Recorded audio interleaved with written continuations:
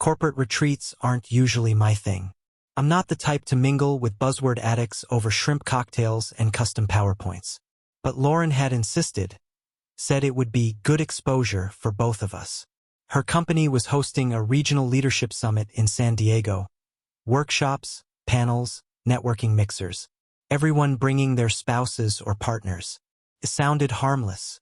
We were 3 months out from our wedding. Save the dates had already gone out. Registry set. Her mother emailing weekly with passive-aggressive reminders about centerpieces. I figured a weekend getaway might actually be nice. Time together outside the chaos. Except from the moment we got off the plane, Lauren shifted into someone else. Started small. At the baggage carousel, I reached for her hand. She pulled away to check her email. At the welcome mixer, she introduced me as Mark from admin with a laugh. Like it was an inside joke. I don't work in her admin department or her company, for that matter. But no one corrected her. And I stood there awkwardly clutching a sparkling water while she melted into the crowd like I was a misplaced prop. By the time she was on stage for her keynote, talking about leadership pipelines and cross-functional synergy, I was halfway convinced I had imagined our entire relationship. She looked good up there. Confident. Polished. Someone you'd be proud to marry. I tried to tell myself the cold shoulder was nerves, that she was just in boss mode. Not unusual for someone who worked 80-hour weeks and crushed deadlines for sport. But something felt off. Not just distant. Measured. Performed. It got worse that evening. We were supposed to attend a sunset cocktail hour on the terrace. I had changed into a blazer and waited in the lobby for 20 minutes before realizing she'd gone up early without me. When I found her, she was in deep conversation with 2 men from her department, laughing a little too freely, her hand grazing one of their sleeves like they'd known each other a lot longer than I'd realized. She barely acknowledged me. No wave. No eye contact. When I walked up to her, she turned slightly, angling her body away, the kind of subtle cue you don't notice unless you've been slowly trained to feel small. "Hey," I said, trying not to sound annoyed. "Oh, Mark," she said, like I just interrupted her mid-pitch. "You remember Tyler, right? We had met once. Maybe twice. He was the kind of guy who said, 'Let's circle back,' even in casual conversation, and wore fitted dress shirts like armor." "Hey man," he said, holding out his hand with a smirk. "Didn't recognize you outside the copier room." Lauren laughed. "Don't mind him. Mark's just along for the ride this weekend. He's not one of ours yet." She said it with a wink, but the implication stung. I stood there for a beat too long, feeling like an intern crashing a board meeting. Eventually, someone handed me a drink, and I wandered toward the edge of the terrace. The ocean looked beautiful, expansive, quiet. I stared at it for a long time, trying to convince myself I was imagining things. That's when I saw the message. Lauren was standing a few feet away, scrolling through her smartwatch, probably checking Slack or her calendar. I hadn't been snooping. She had her wrist turned slightly outward, and I caught the notification purely by accident. "Tyler, room's the same. After the toast?" Winky face. My stomach dropped. I looked away so quickly I nearly spilled my drink. I stood there, blinking, unsure whether to scream, cry, or laugh. I didn't say anything. I didn't even move. I just watched her tuck her hair behind her ear and smile at someone across the terrace like the message hadn't just detonated our future. I couldn't prove anything yet. But I knew. Back in the conference room where she'd left her clutch, I found my second clue. She had been taking selfies with her team after the panel, and I had wandered in to grab my phone charger. Her clutch was on the table, open just slightly. I told myself not to look. I looked. Inside was a cream-colored envelope with the logo of a nearby luxury resort. My heart started pounding before I even touched it. The booking confirmation was inside. 2 names. 1 suite. 1 night. Not our hotel. I sat down. For a moment, I couldn't breathe. The room felt suddenly too quiet, like the air had been ket out of it. My ears were ringing. There were no passwords, no locked drawers, no hushed phone calls. It was just there, out in the open, like I was supposed to see it, or like she stopped caring whether I did. When she walked back in, I was sitting in the same chair with the envelope in my hands. "Oh," she said, freezing for a split second. Then she smiled too fast. "That's just for tomorrow's offsite. We're doing a site visit for a potential client event." I said nothing.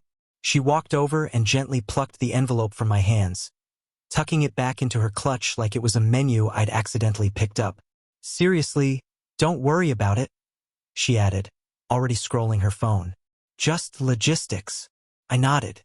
Later that night, when she went out with her team for one last toast, I stayed in the hotel room and opened my laptop.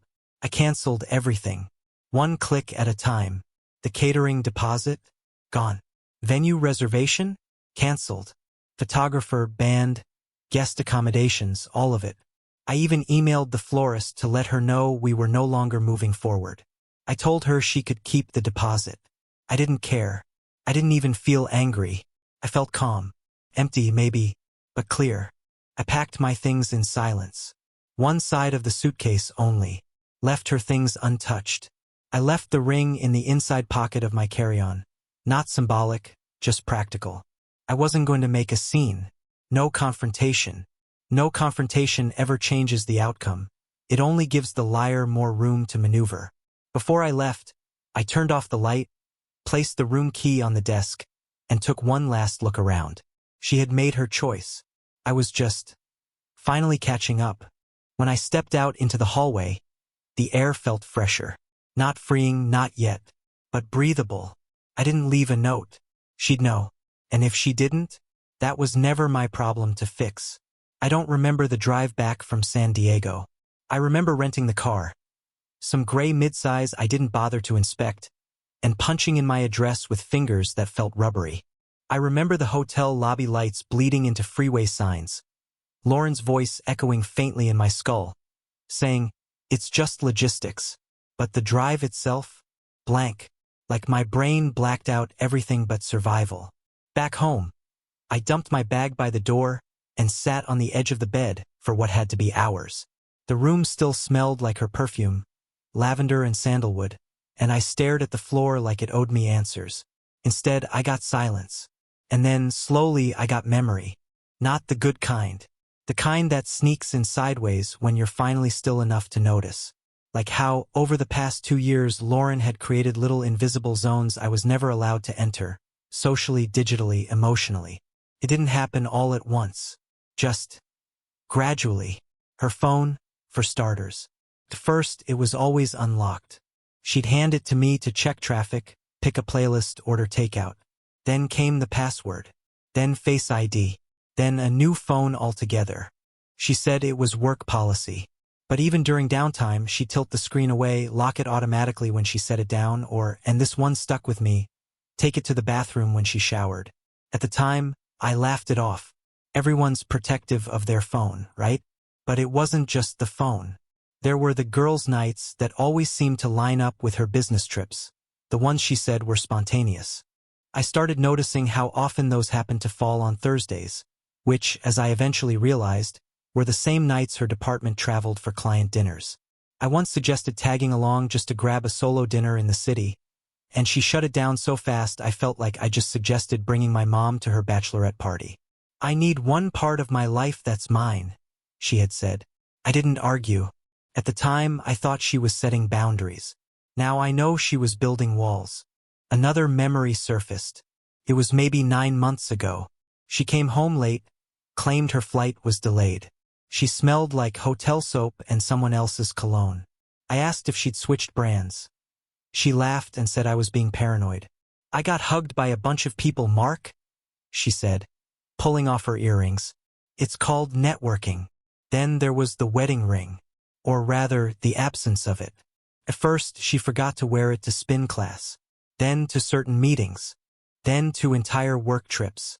She always had a reason: skin irritation, strict dress code, TSA hassle. I remember asking, gently, if she could keep it on more often, and she looked at me like I just tried to leash her. "You don't trust me?" she asked, narrowing her eyes. "No," I said, lying. "Of course I do. That's the thing about people like Lauren. They don't lie with chaos. They lie with patterns. Repeated, small, believable patterns that train you to doubt yourself first. Even the finances started making less sense. We'd agreed to split wedding costs 50-50, and for a while it worked.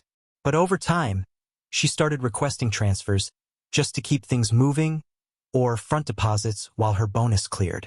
I was making overtime, taking extra shifts, logging hours on weekends, and the money always seemed to disappear into a fog of vaguely labeled expenses.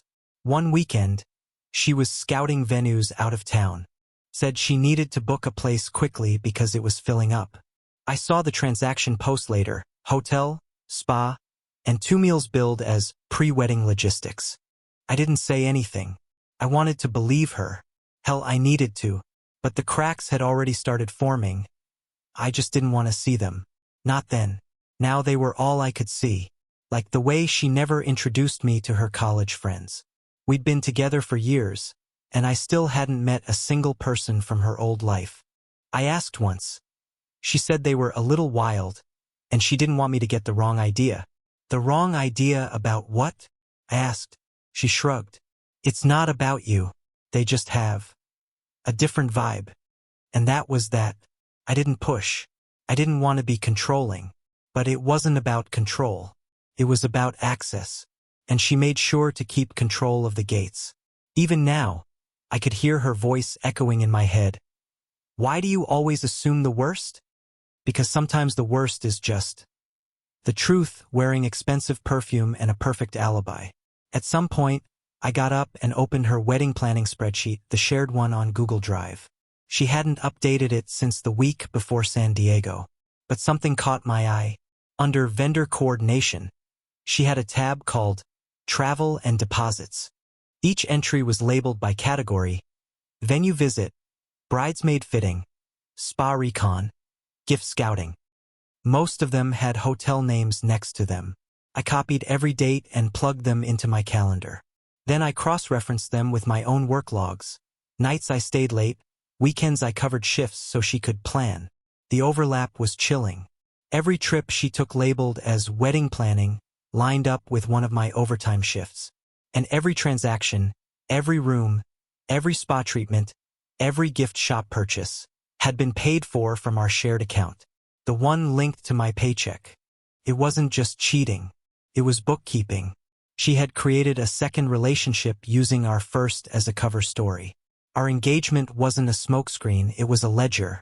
Every lie perfectly itemized, buried under pastel-colored rows marked deposit and non-refundable. It wasn't just the betrayal that hit me. It was the efficiency. And still, part of me wanted to find some other explanation. Anything. Maybe Tyler was just a placeholder on the resort confirmation. Maybe the text was a bad joke. Maybe I was spiraling. But deep down, I already knew the answer. I had known it the moment she turned her body away from me at the cocktail hour, when I stopped being her person and started being her decoy. I didn't cry that night, didn't yell, didn't break anything. I just sat on the living room floor with the glow of her spreadsheet lighting up my laptop screen and thought, how long have I been the only one building this life? The silence didn't answer, but the spreadsheet did, and so did the smell on her clothes, and the photos I hadn't seen yet, but already knew existed. The mosaic was there. I just had to stop squinting. The proof didn't come with fire or fury. It came in a padded envelope, dropped quietly at my doorstep 2 nights after I returned from San Diego. No return address. No note. Just my name, typed in clean block letters across the front, like a legal notice or a cold confession. I almost didn't open it. Some small part of me still wanted to protect the illusion, to leave enough ambiguity in the air so I could keep telling myself, maybe it wasn't what it looked like. But lies rot in silence. I already knew too much to unsee. What I needed now wasn't confirmation, it was closure. And whoever sent that envelope knew it. Inside were photos. Dozens of them. Not fuzzy snapsh *TS or grainy phone zooms. These were deliberate, framed, date-stamped. Clear enough to make out the stitching on Tyler's jacket and the lipstick shade Lauren only wore for what she called professional appearances. The first photo was in Chicago, Lauren laughing at a cafe table, Tyler across from her. His hand reached toward hers, casually, like they'd done this 100 times. Next came L.A. Them standing in the check-in line at a boutique hotel, luggage side by side. Tyler wore sunglasses. Lauren wore my hoodie. Then New York. Matching room service trays on a hotel balcony. Her hair up, his shirt half-buttoned.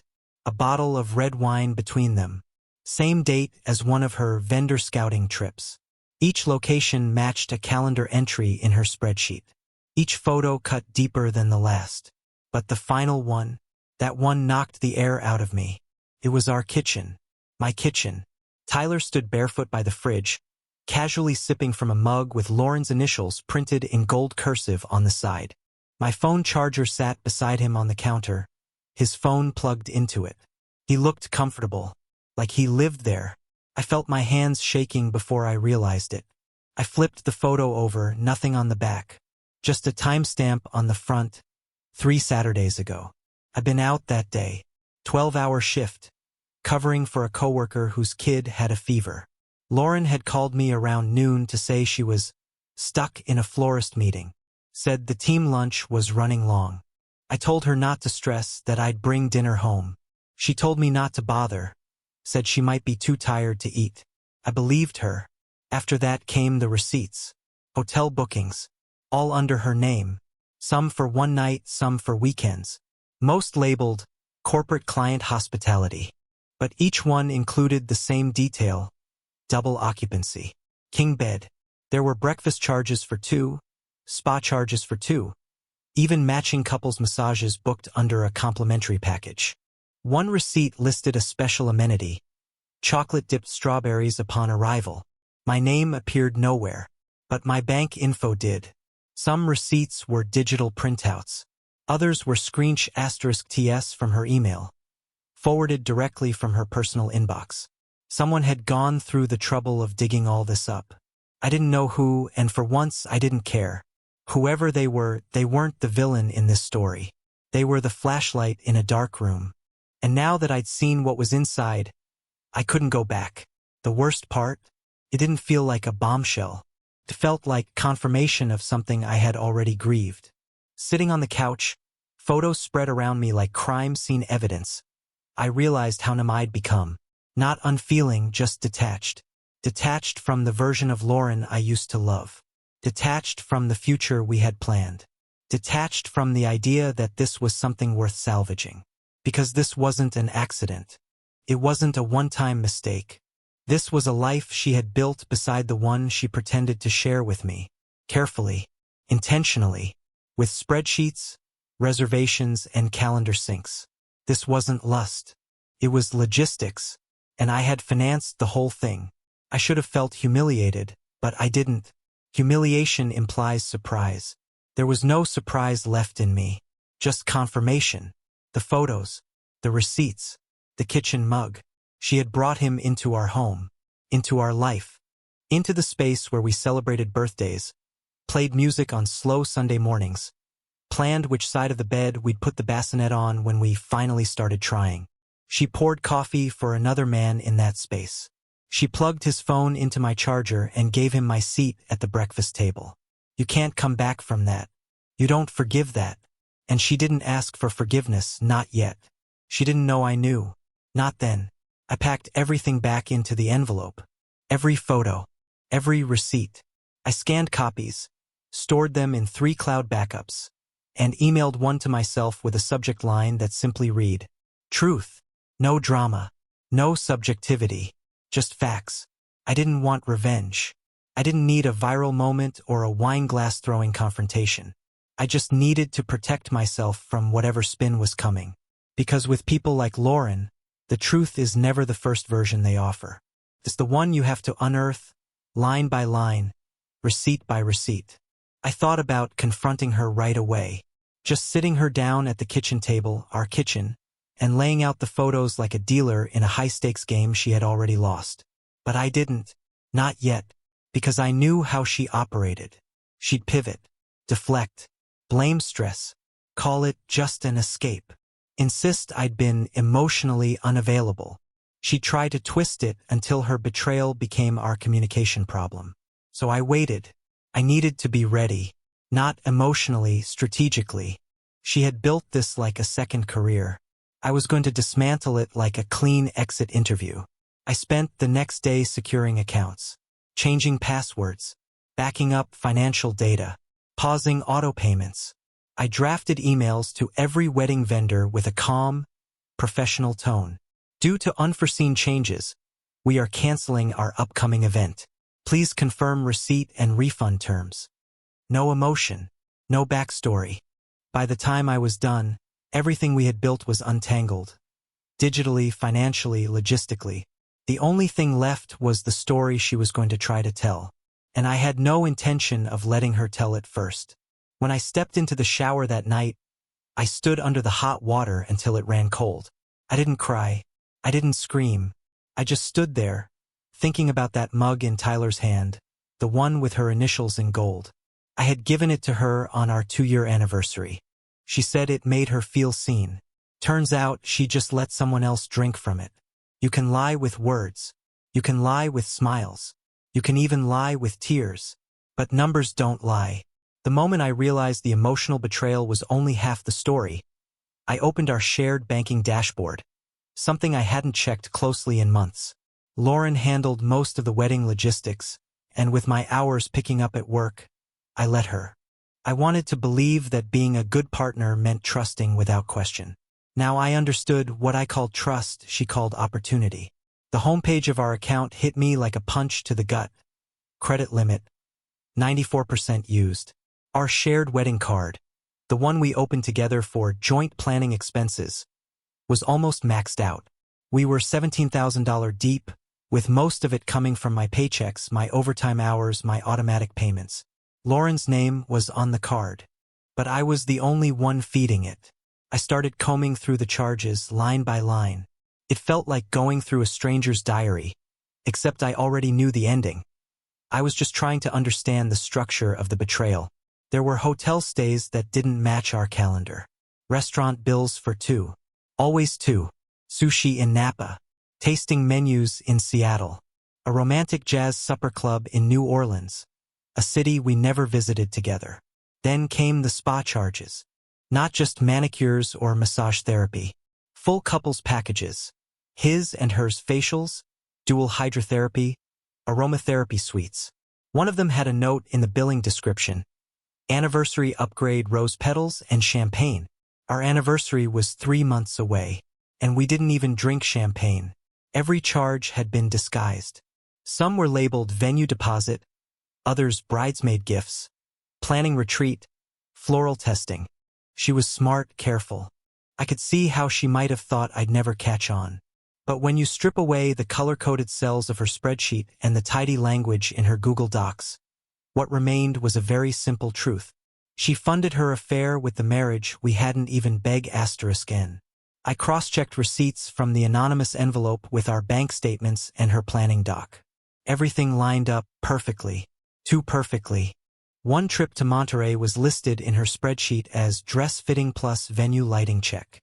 The same weekend, there were 2 charges from a boutique inn and a restaurant known for its engagement weekend menus. Total, $1,042.92. Paid for with our wedding card. Her description in the spreadsheet, final deposit for site walkthrough. Another entry read, bridal party spa prep, $680. But the charge posted on a Monday. No bridal party plans were ever scheduled on a Monday. I checked my calendar. That same Monday I was working a double shift. Lauren had texted me that morning. So much to do today. Appointments all day. Can't wait to tell you about it. She never did. I checked further. Every business trip she took coincided with a corresponding entry in the spreadsheet. She had blurred the lines so completely that I almost respected the level of orchestration. Almost. But it got worse. Because while I was working nights and weekends to help us save for the honeymoon, Lauren had quietly linked auto payments from my account to the wedding card, without asking. Every week, $400 was being siphoned from my checking account. Not a lump sum that would have triggered a bank alert. These were smaller, calculated pulls, subtle enough to miss on a glance. It had been happening for 4 months. I checked the linked email and saw the trail of confirmations. Payment scheduled, payment successful, balance adjusted. All filtered into a folder I didn't know existed. I clicked through them numbly, each one like a time-stamped confession. There's a special kind of devastation that comes from realizing you personally financed your own humiliation. I started pulling receipts into a spreadsheet of my own, not out of obsession, but for protection. I didn't trust what would happen next. I didn't trust her, because the more I uncovered, the clearer it became. This wasn't a moment of weakness. It wasn't a mistake or a bad decision. It was a system, one designed to keep me working, contributing, showing up, while she quietly pulled money, *Macy, and trust from behind the curtain. And she was good at it.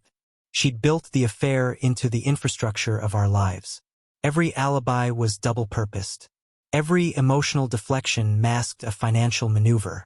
She wasn't just lying to me. She was leveraging me. I remembered the night she cried in bed after I asked if we were spending too much. "I'm just trying to make this special," she had whispered. "This is our one big moment. Don't you want that too?" I had felt guilty, like maybe I was being the practical one while she dreamed big. I kissed her forehead and told her she was right, that we'd figure it out. Now I knew I wasn't building a future. I was underwriting a fantasy. And worse, I wasn't even in it. I went back to the bank portal and revoked her access. Every card, every shared login. Gone. I updated the security questions, rerouted the auto payments, closed the wedding card. She'd find out soon enough. I also placed a fraud alert on my personal account.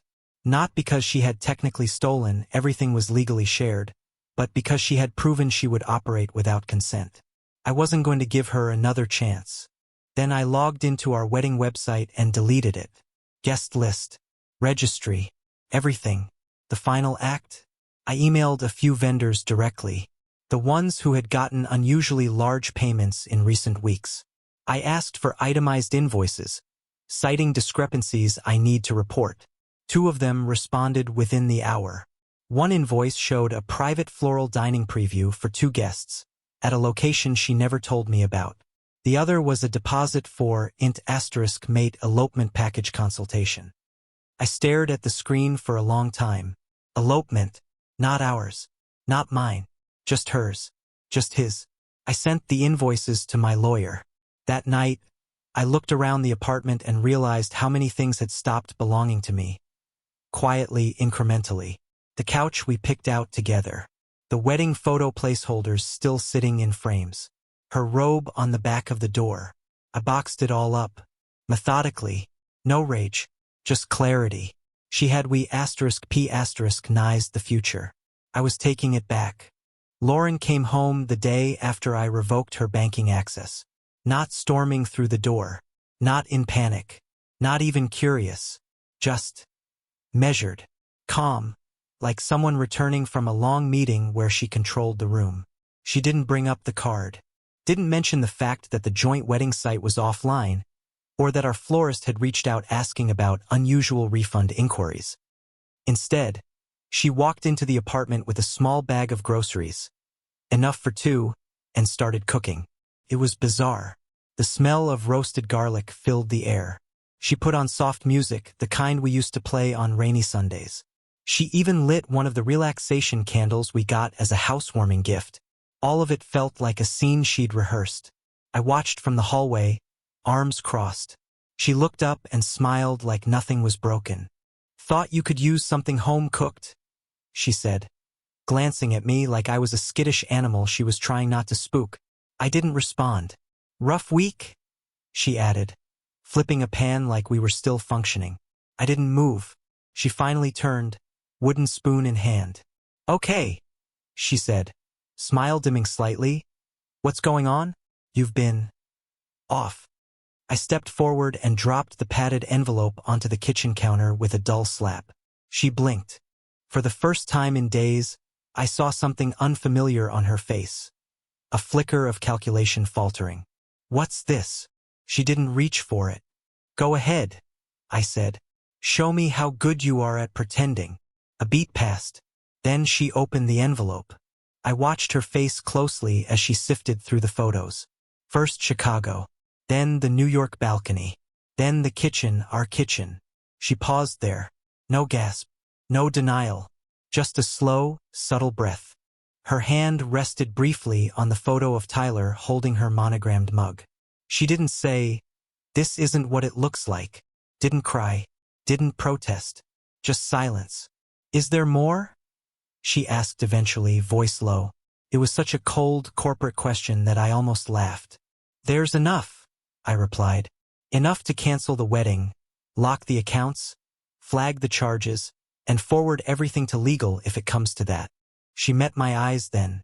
Still no tears. Just a tight-lipped stare, like she was calculating exit points in real time. "You went through my stuff?" "No," I said. "Someone gave it to me. Guess not everyone bought your version of things." A pause. Then, calmly, "I can explain." "You can't," I cut in. "You don't get to explain your way out of this. You don't get a perspective. This isn't a misunderstanding. It's a ledger, pattern, a double life that I paid for."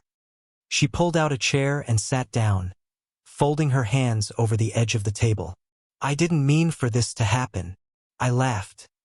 Not out of amusement, but disbelief. "You didn't mean to check into 5 hotels under our shared account?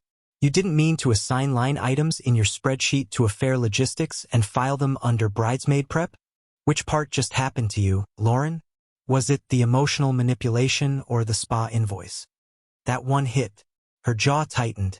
"I didn't think you'd find out this way." "That's not an apology," I said. She looked away. I let the silence drag out. Finally, she stood and walked to the window, arms crossed. "Okay," she said. "Yes, I made a mess. A big one. And I'm not proud of it." "You're not anything about it," I said. "You're just trying to manage fallout." Her eyes snapped to mine. "What do you want me to say, Mark? That I'm evil? That I used you? Fine. I used you. I compartmentalized. I was good at it. I didn't expect it to last, but I thought, maybe if I played my cards right, I could make both versions of my life work."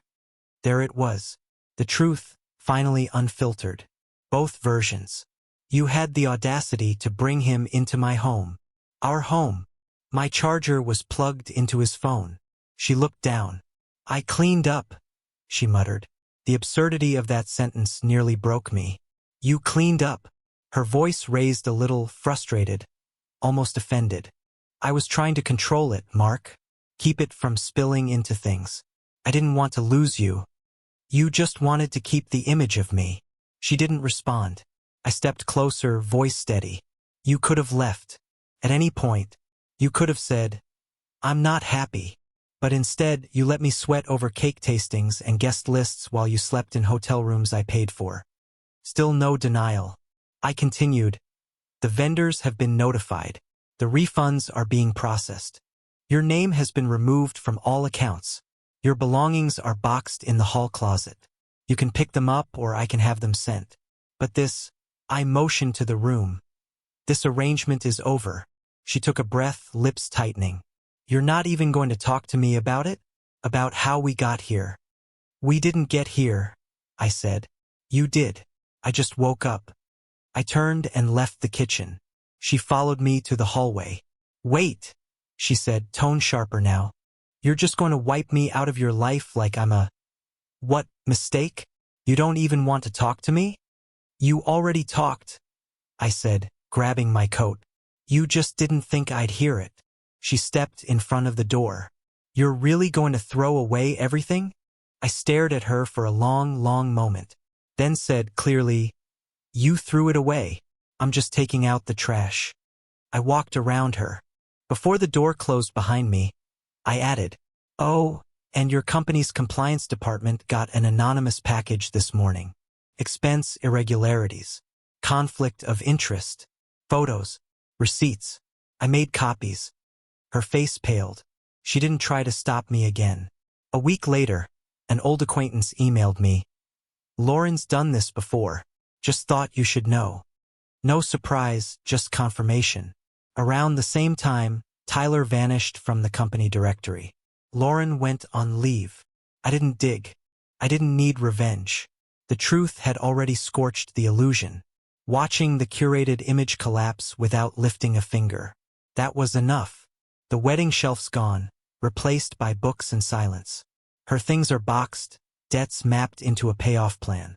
The hotel voucher? Kept it for me. Not as a retreat, but proof I got out. No rage. No theatrics. Just absence. She called me just a clerk. But now the story is mine. I lived, learned, and left. The lie is over. The quiet that follows isn't loneliness. It's peace. And this time, I'm not sharing the credit.